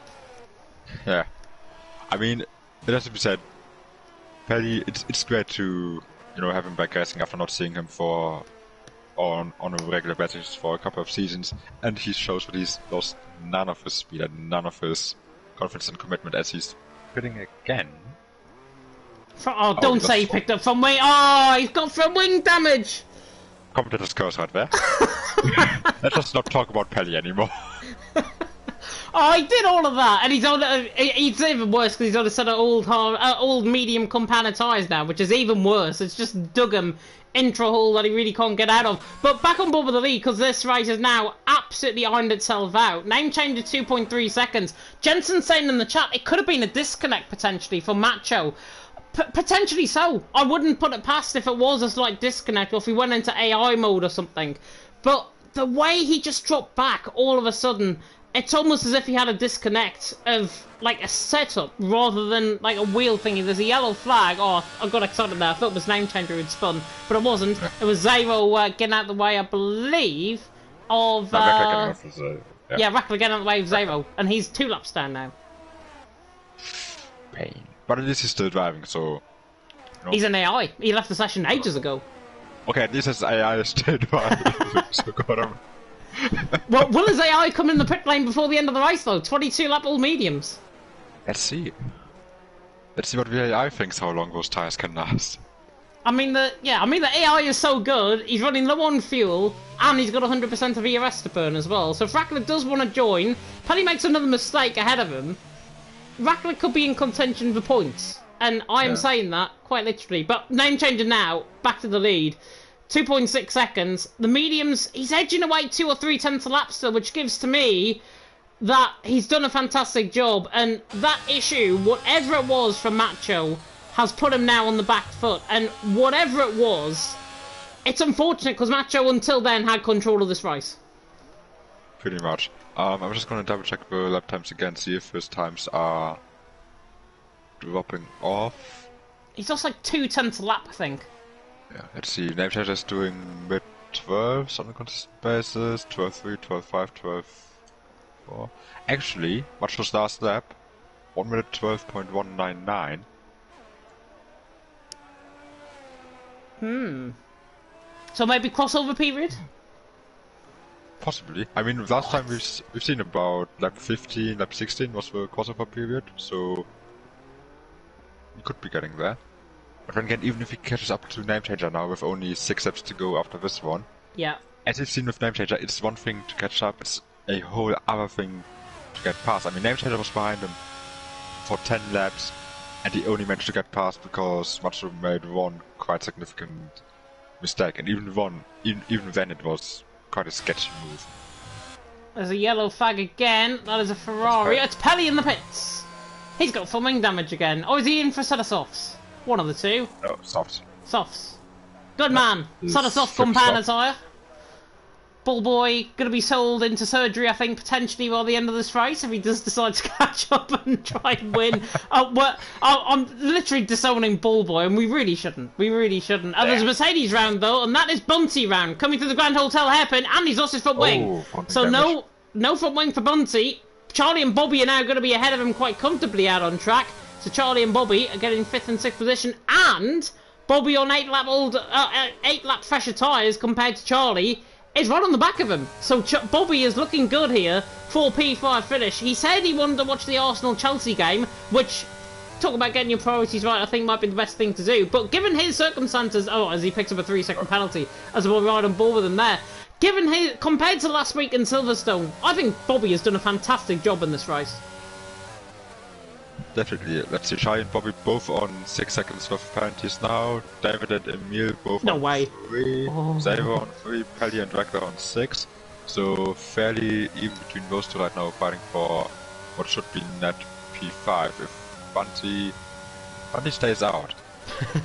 Is he just going to continue on? Oh, Charlie picks up another. Oh, Advantage so Bobby. Bobby Oh, and Bobby's hit the wall. What on earth is he doing? Coming out of turn number 1. We saw it with Bunty coming out of Anthony Noj. And Bobby's just done the same. Literally had... Well, I think controller steering is all I'm going to put it down to. And I think it's... If he's on a very tough controller and he's on a left gear, on a left stick, my left stick sometimes goes down as Pelly's back in the pit lane once again for about the 5th time in about 5 laps. Bobby on the back of Charlie in 6th and 7th. Still right there. But, I don't know. It's going to be an interesting one to the end of the race. And Macho, by the way, all of a sudden, name changer is losing time. Has he gone too hard too early on those mediums? Is Macho getting back into the race? Macho's actually used up all of his battery. That's why he's closed up. Yeah. Let's see, name changer's last time. Still 12.5, still consistent. Macho 12.4. So we're doing fairly similar lap times as Pelly has retired. And that's coming through Mirabeau. Oh, that's a safety car right now. I'm gonna throw my phone out of the window. Could you imagine that? That will be throwing Pelly out the league, I think, if he causes a safety car there, to be honest. Down into Mirabeau. I think what's happened there, though, he's gone on to refresh to the softs, and because of the cold tyres, as Macho's bangs in the new fastest lap of the race for the 1:12 flat, name changer, I'm assuming, was around a 1:12.5, 1:12.6. Let's see, it was a 1:12.650. Yeah, I thought it was. 0.6 of a second gained. That's the big indication. But it's too late, I think, for him to catch. 1 3-second penalty can swing this race between them both. Macho there is doing a fantastic job in 2nd. Bunty, by the way, is going to be an absolute headache now for Charlie and Charlie and Bobby. He's there in 6th and 7th. Yes. But Bunty... Big airplane crash. Yeah.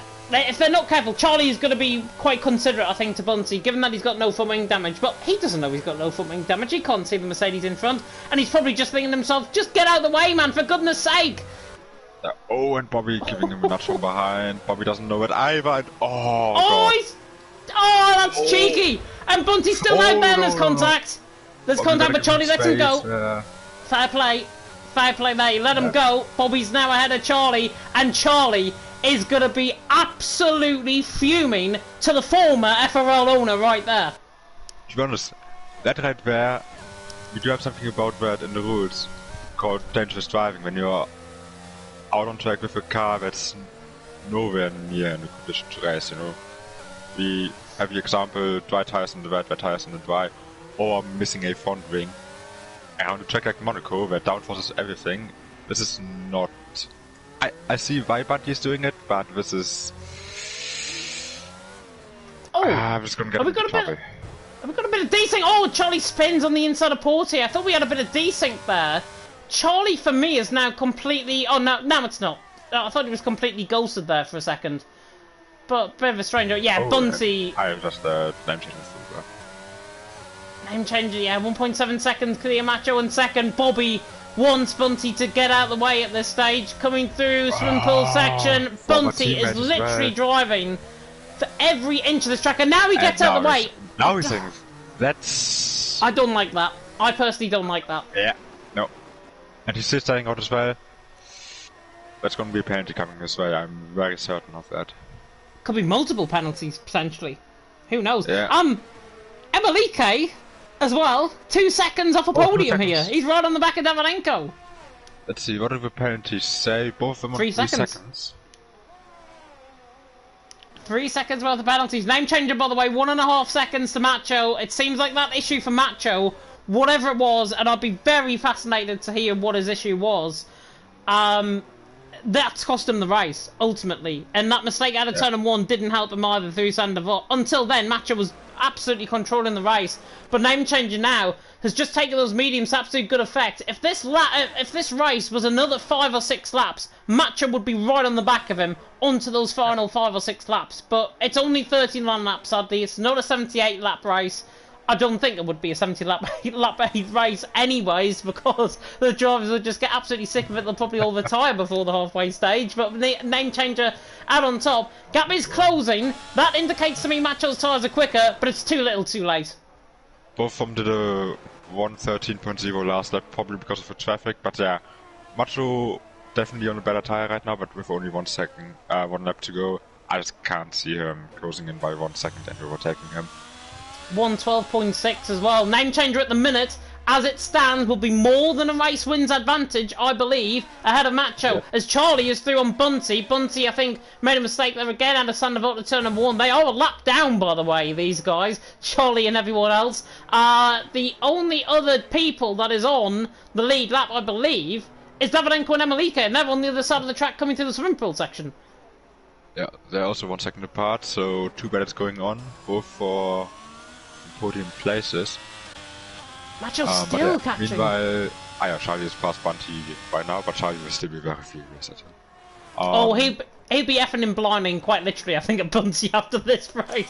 I wouldn't be surprised if he does. A name changer, though, has arguably been second fiddle, I've got to be honest, in this race. Apart from these final 10 or so laps where Macho made a mistake. Oh, I thought Bunty, sorry, name changer nearly went in the wall. But name changer now, coming through the final couple of corners.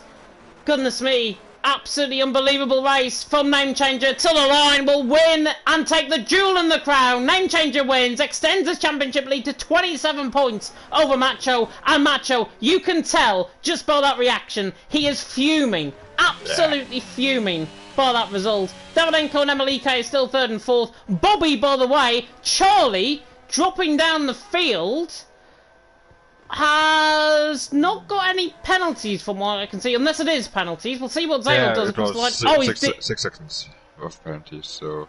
6 seconds, okay. Yeah. And Zabel, what was he on? Also... I think also 6. Also 6. That makes sense then. Yeah, I thought the graphics had glitched slightly there. Davidenko, though, hanging on for grim life all the runs to the line. Emelike would have got him in a lap's time, finishing 4th in the end. Fantastic debut, though, from an F1. Great performance from him. I can't give any better compliments from him than that. Fantastic race. Charlie somehow gets Driver of the Day award above in-game fans. I certainly don't agree with that personally, but Name Changer takes the race win, extends the championship lead to 27 points, and wow, a great race from the former F1 Esports Challengers man. Actually, looking at the chat, yeah, Bobby is very unhappy with Bunty, Charlie as well. It's Monaco. Just blame it on Monaco. Yeah, but Monaco is the one track where you need your wings, and he drove around for 5 laps without the front wing. So. Yeah, Zabel's saying he's too slow for this. I mean, it's Monaco. He'll be better, I think, at a much more forgiving track, I've got to be honest. Something like Silverstone that we've had earlier on in the season. I mean, something like, as well, Monza going forward. That's next week. Portimao the week after. Now, Portimao, I believe, has a few issues on this game, so that might be getting looked into a little bit later on. Maybe in terms of a change. It's still there in the calendar for now, but it might get changed around. I know there's a few potholes, I think, is what is described as. I've heard from the F1 Esports guys, which is not that great whatsoever. But potholes. Yeah, there's a few potholes, apparently. There's bumps on the circuit, and there's a few potholes on the circuit as well. Which I think, considering that we're getting F1 23 tomorrow, just comes to show the state of the current game. I'll leave it at that. Name Changer takes the win from Macho in 2nd, Davidenko in 3rd, and the top 3 pretty much remain as they are, apart from Macho and Name Changer swapping positions. Emelike up from 10th up to 4th, I think is my driver of the day, certainly. Fantastic result from him. Bobby in 5th, underscoring GOAT, I think, in terms of his performance. Bunty, Charlie, Zero, Bullboy there in 9th, and Rackler there in top 10, of course. He was 3 laps down, and AI will not pick up, it might get classified in the results. Pelly, Basmati, Bolo, and indeed the man right down at the back of the field, which has just gone off my screen, was Mr. Rage. Mr. Rage, who was out at the end of lap 1, I think, or lap 2, at the exit of the chicane. Yeah. I'm looking at the Discord, the YouTube channel as well. Yuri saying he's very disappointed that I couldn't make it tonight. It still looks like a very fun race. Charlie wants an interview, quite seemingly, which we're going to help put it now over to the FRL Invites party, so we'll see you both there. And just like that, just like magic, as we hear somebody rustling the mic there in the background in game chat, we are now in the party here with Hawk, and I'm sure we will join very soon indeed, as well as Mr. FRL Charlie, who is already here as well, who I am sure is going to be fuming at a former FRL man. But what we can do, though, is speak to the man who finished in P1. It is NLR Name Changer, a name changer.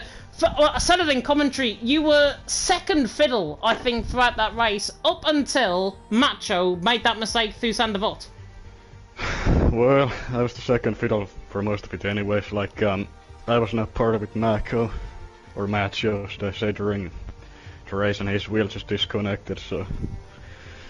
Yeah, like on that, was it lap 29, 30? At the start-finish straight, his wheel just disconnected, but yeah...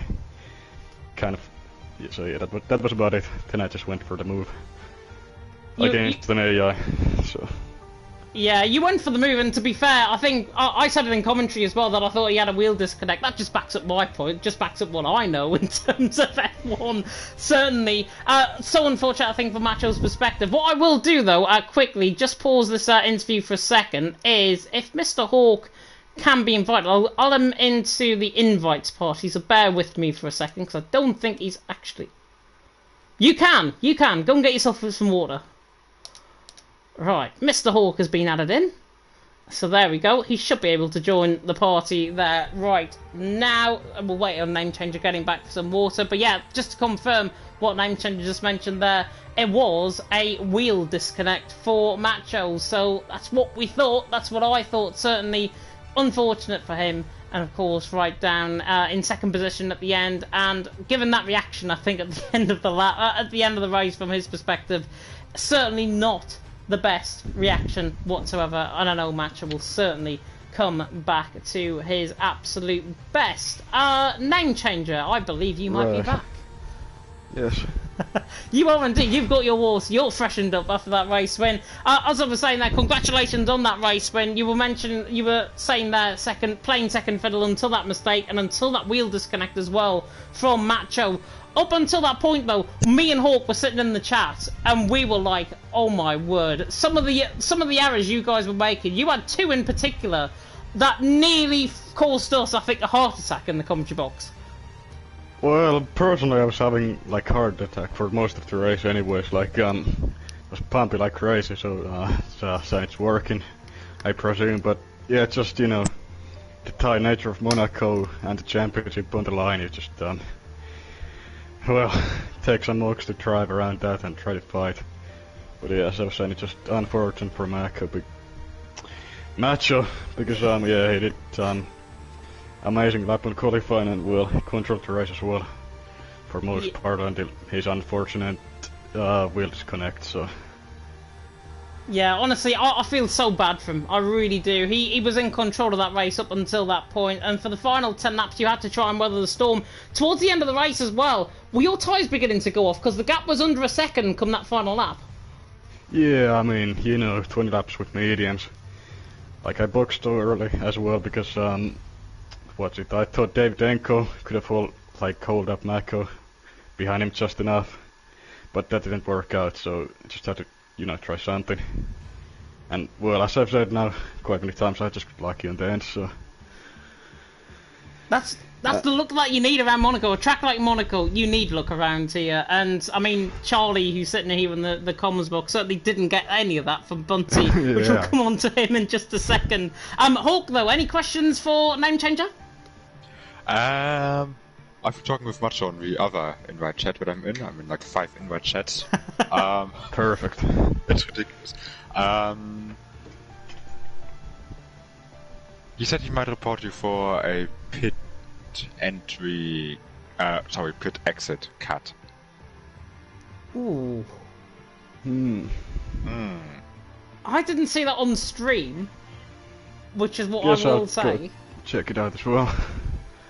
I mean, to be fair, sorry to cut you off, Hulk. Macho had a moment coming out of the pit lane as well, and he almost looked like he went over the pit lane exits as well. So all I'm saying, I'm not getting Macho into trouble. Don't want you to report him, but it's just a tight nature of the pit lane entry and exit around here. But yeah, ignoring that, it's been quite a good fight between you and Macho, obviously, for the entire race. How desperate were you after spending like 8, 9, 10 laps behind him? Were you just trying to force the error on him, or were you just holding back, hoping that he'd do an error on his own at some point? Well, it's quite impossible to do mistakes. I mean, sorry, to overtake without mistakes in Monaco, so I've just like sat behind him, tried to scare him with my masculine presence, but that didn't work out too well. But yeah, he had as I've said, like the unfortunate wheel disconnect, so yeah, that allowed me to pass him, and that's about that. So yeah, you definitely scared us in the commentary box with your masculine presence and your saves. well, I was really pushing flames of grape, you know, so. Oh, it was amazing. I was just talking about how skilled you guys are to not make any mistakes, and then you almost split coming out of Casino Square. Almost jinx. But yeah, moving on to next week, Monza. Pretty much the same track as Monaco. Do you think you'll be able to win there again? Well, I really like the track, so yeah, we'll see. But I've been on a solid form so far, so hoping for the best, fingers crossed. Okay, just don't channel your inner bottle job and when you... Don't channel my inner bot, I should say. But yeah. I mean, hang on. Did you DNF around here in F1 Esports Challenges by any chance? Because that's what just came into my mind around here. In Monaco or Monza? In Monaco. I don't think we had a race, no. You didn't have a race. You DNF'd somewhere, and I'm trying to think of where it was, and it's gonna absolutely forsake me, I think, in terms of thinking about it. But or was it France? It might have been France, I don't know. It could have been Vietnam, I think, because I got... Vietnam, yeah. I got spun around 2 laps before the end, so that was kind of, I just thought, you know, no chance. Just left the boat and retired. That's the one. Yeah, I knew it was some track anyways, but yeah. Go and enjoy evening though. Thanks, you guys too. Thanks for the comms.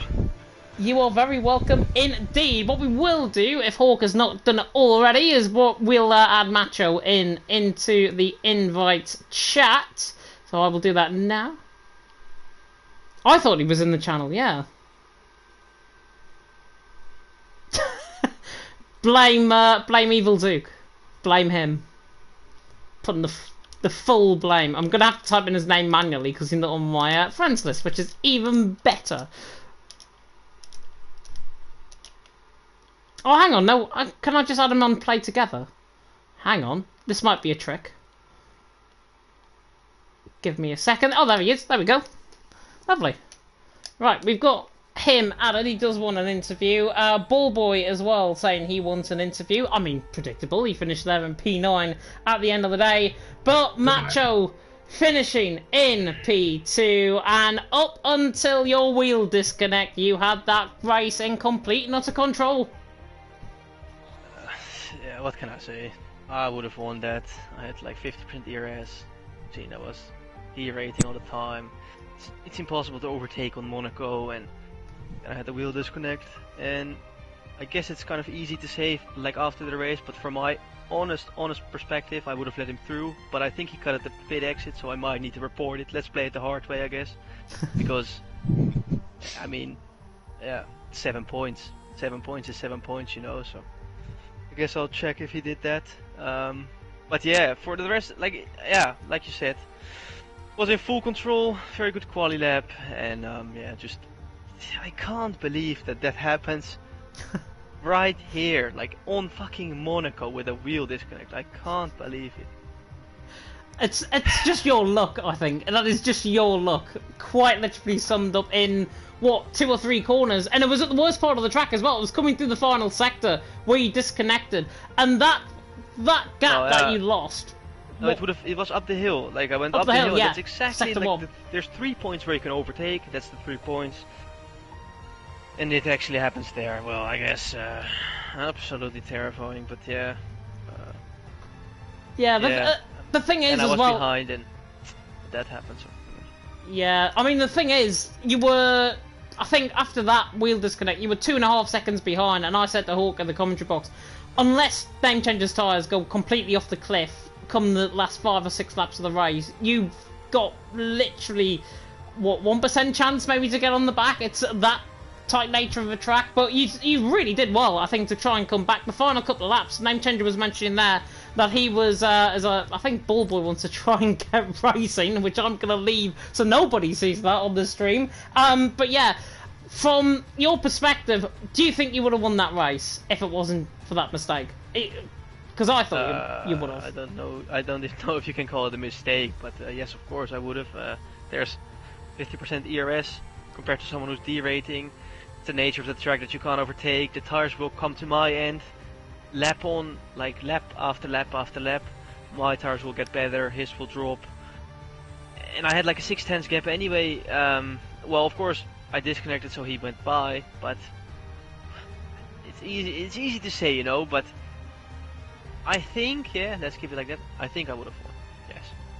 Yeah, I certainly think you would have won out on track. Oh, I've just seen a interesting something about F123, which I'm going to keep to myself because I know the release date, and for what I've just seen is pretty much the release date I'm expecting it to be released on anyways, so that's good. Anyways, yeah, from your perspective, P2 I think is not the result certainly that you would have hoped for going into the rest of the season, because we've got what 6 races left. How can you close that gap to Name Changer? You've got I think a 27 point difference now. If that 28, yeah, 27. Well, yeah. but let's first keep it like this. If he did cut the pit exit, well, there might be a penalty. Let's see. If that's the case, I win the race. 7 points go to my end, and then it's gonna be 14. That's a complete different story. If it's 27 points, it's he's gonna be champion, like by any meanings, because it's fucking Monza. Sorry. It's Monza, Portugal. Those are both very good tracks for Messina. Brazil is a very good track for him. And then you have Abu Dhabi, which is a very good track for him. And in general, I just lack a bit of pace around there. Then you have Miami and Saudi, which is kind of like my track. But with this grid, it's going to be a P1-2 anyway. So you're going to have to, like, those 7 points are kind of like important, you know. So it's, if you just shovel around 7 points every time, it's kind of important. But yeah, the fastest lap as well today was kind of like important, you know. It's that 1 point. You never know how it will end up. It was only a 1/10 of a second, I think, between you and Name Changer's fastest laps, I think, as well. So yeah, that could have easily gone a different way, and that could have easily been another point to Name Changer. But the second half of my question was exactly that. With the final 6 races now coming, are there any tracks that you think you can claw that gap back? Because I think of a track like Monza, and I think of you and that track, and I think you've got that track completely written all over on it. But from what you said there, it might be different. That's not the case. Actually, all of the old tracks where everyone has done about 1,000 of laps, so like for example Great Britain, which I told you last week as well, and Italy, I absolutely hate those tracks, and I'm fast around it, but I still hate them, and I just know already I lack a bit of pace, because last week we had HOR Monaco, or sorry, Monza, and I crashed there. That I don't know when I crashed for the last time, but it was actually terrifying. So I didn't have any bit of pace, and so I know it's going to be very hard. I guess I just need to put in a lot of practice again, but I don't really know if I have the time for that. But I guess I'll just find a bit of time. Yeah, hopefully you do. Hopefully you do. That gap as well, Name Changer just needs 1 DNF out of those last 6 races, and then you will be right back within title contention as well. Not forgetting about a Hawk, of course. Any questions? Not really. Are you thinking about getting a new wheel? Maybe one that doesn't disconnect so often? Because this is the second time now fair enough, in like 2 or 3 years, but it is the second time that a wheel disconnect has cost you a race win. Yeah, I mean, I don't know what to say. Like, if this kind of stuff happens in a like practice session or something, Like, I couldn't give a single damn, you know, but why does it happen in a race where I'm in the lead like 2 times? Because God hates you. Yeah, what can I say? I think it's one time Monaco, the other time it was like China or something, I don't know.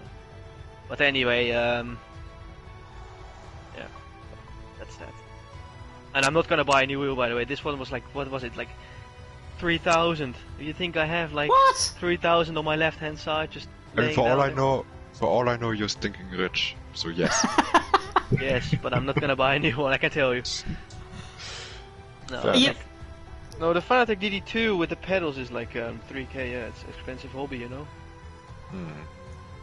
That's commitment, though. That is commitment. To get where you want to be and to get to the person that you want to be as well. That is a lot of commitment, and I think that's the route that everyone's going down. They want to try and just get those little gains which could make that big difference, and everyone is making those little gains, so we just see even closer racing, and it's certainly been the case for PSGL and WR that I've commentated on as well. But Macho, hopefully you can make that gap back, because, I mean, you can't get any worse bad luck, I think, from Monaco. Go and enjoy your evening, and hopefully you can sleep well knowing that you can try and get Name Changer back in Italy next week. Yeah, I will sleep He's well, not going to sleep well.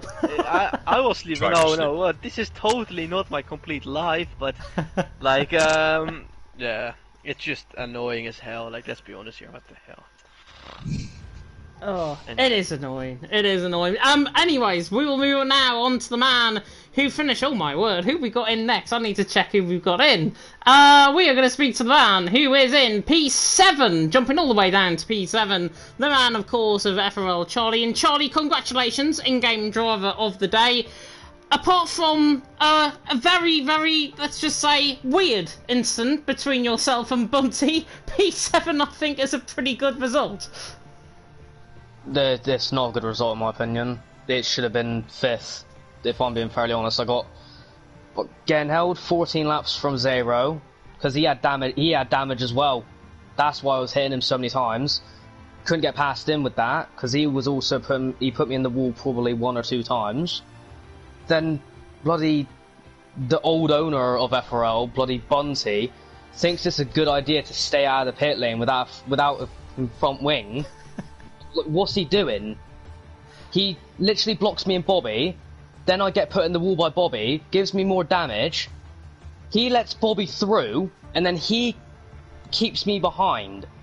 Like, for goodness sakes, I know them two are Arsenal fans, and I'm a Chelsea fan, but for God's sake. Now that you put it like that, I think that might be the reason why he held you up. It does make sense. Well, if that's the reason why he held me up, he will get it next week. He's gonna learn his lesson. He will.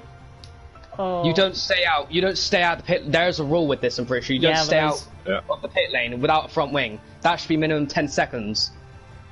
Yeah, I think we mentioned that in commentary as well. We mentioned that rule in the commentary, and no doubt I think the stewards are going to have a look into it. There's going to be a report, I'm sure, either from the stream or from yourself, Charlie. I think that will be a given penalty, I think, for Bunty. In the end, you did finish ahead of him, though, out on track, which I think is some... Oh, actually, no, you finished behind him, actually, out on track. So No, I think ahead on track. You finished ahead, so there is a little bit of a desync then, I think, on my end with the graphics. No, it was penalties, because Charlie had 9 seconds and Bunty had 3 seconds. So he had 6 seconds more. That's why he dropped back. 6 seconds more, and apparently the game says you were still a lap down, which is weird. I was lapped. I know you were lapped, but it's weird that they don't give the timing zone between the just saying, oh, I'm like 300 seconds behind or something. I'd be like, yeah, that's better for me for the results around a track like Monaco. But yeah, P7, you had a few good battles though out on track in that race. Talk us through that, because I think Bobby, you had a great fight with him, and an even better move as well, going side by side. I think it was through Mirabeau in towards the Grand Hotel Hairpin.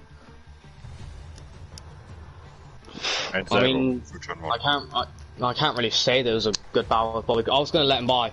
Until I realised that Bunty had lost his whole front wing, because I was watching the stream and then found out about that. Because I was going to pit for the fast lap until I picked up wing damage by myself when Bobby was behind me. Because I knew that I wasn't going to be able to hold him up.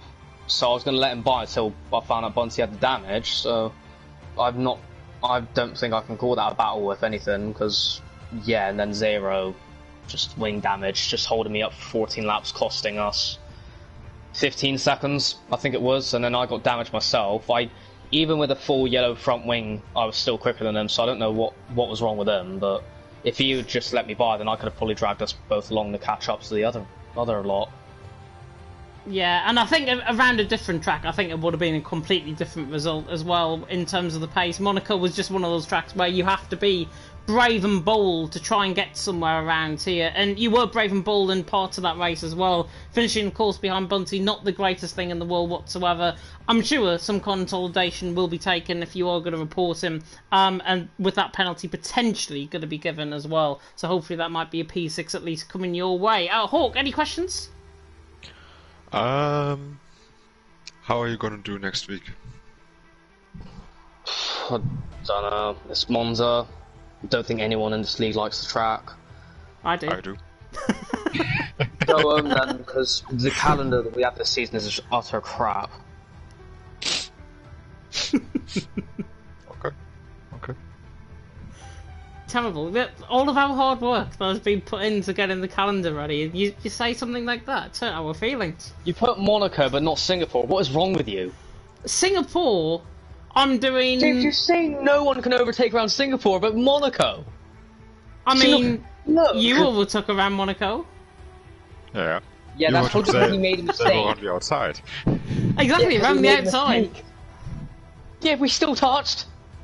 So, it's Monaco. Left tap. I gave him about 5 love taps already. I did not need one more. Because you love each other very much, so Huh. nothing wrong with that.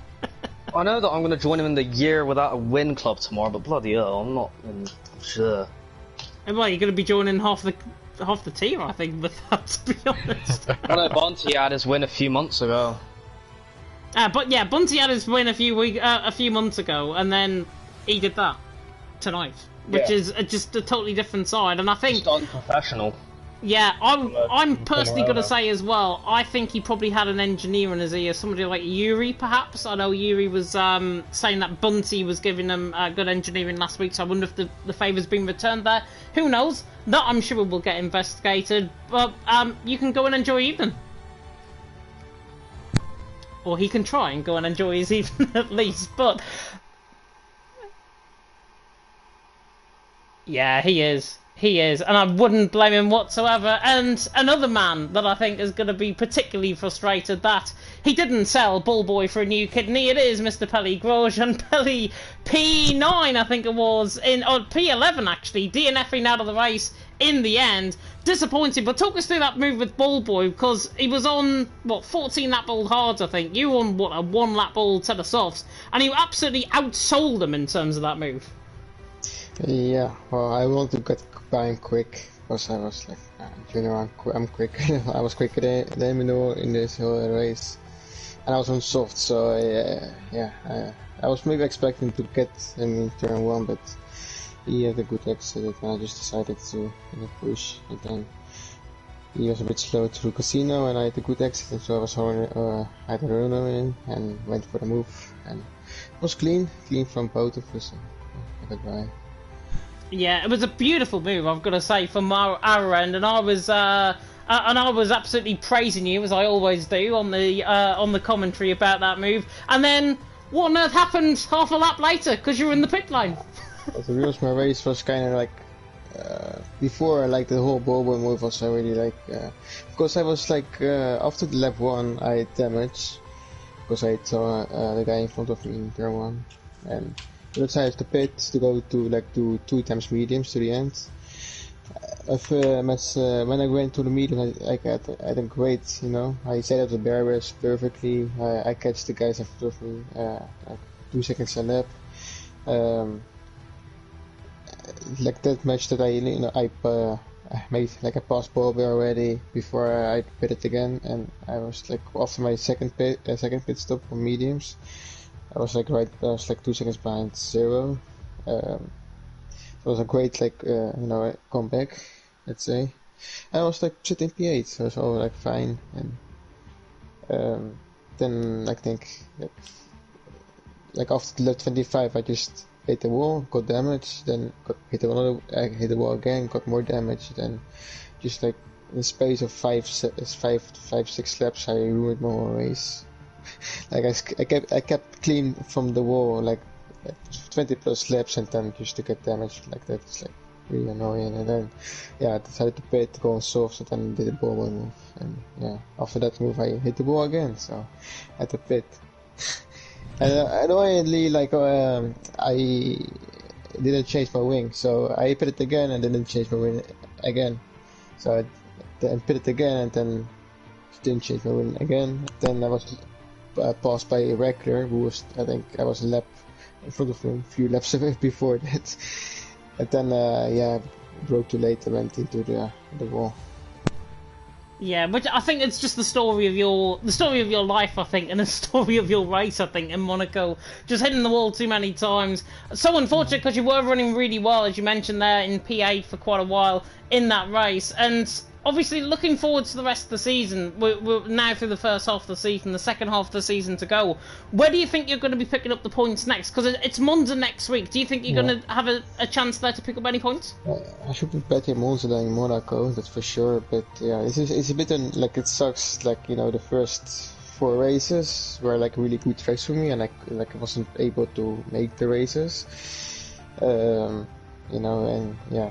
Like ever since I came back, like Silverstone was not a strong track for me, and now Monaco. And even now Monza is not really a strong track, but yeah, Monaco is the worst of them.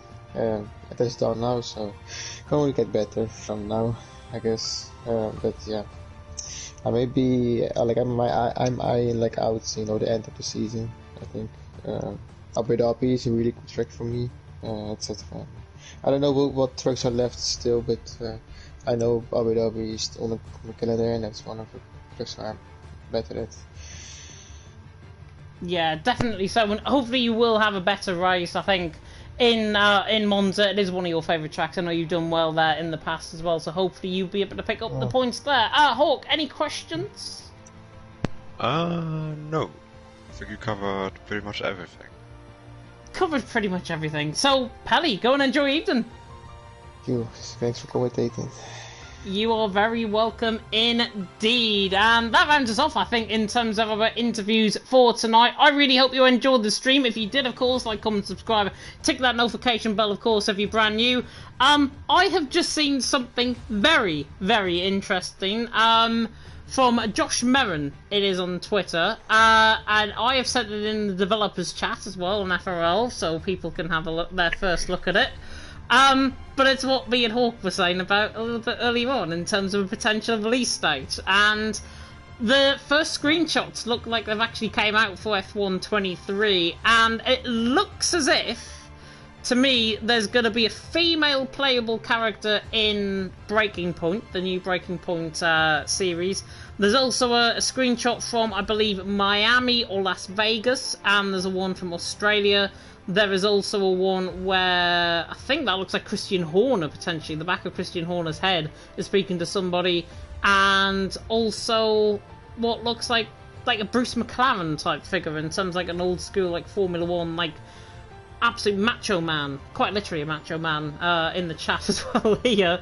But the first screenshots seemingly like they're coming out for F1 23. You've only got, 19 hours and 7 minutes to wait until F1 23 is launched.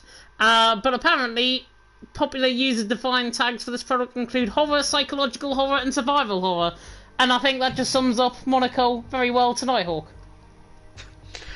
That's the best description of Monaco I've ever heard in my life.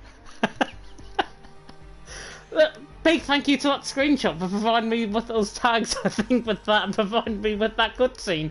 But there we are. Yeah, so you've only got to wait a little bit. What I can say, just to give you a little bit more context around F1 23, is when our season ends for FRL, that is when the game is rumoured to be coming out, is what I will say. I'm not going to give any dates. You will have a look at the calendar yourselves, and you will keep that to yourselves until 19 hours and 6 minutes time until the F1 23 release happens. But we are going to sign off here. Big thank you to Hawk for joining me in the commentary box as always. Hopefully either will be back next week. If not, I don't mind who's in the commentary box with me, as long as we get a very, very good stream. And of course, Monza, a very, very good race. That is all that matters to me. And hopefully some good drivers there as well. But we're going to end off for tonight. Thank you so much for watching. And until next time, goodbye.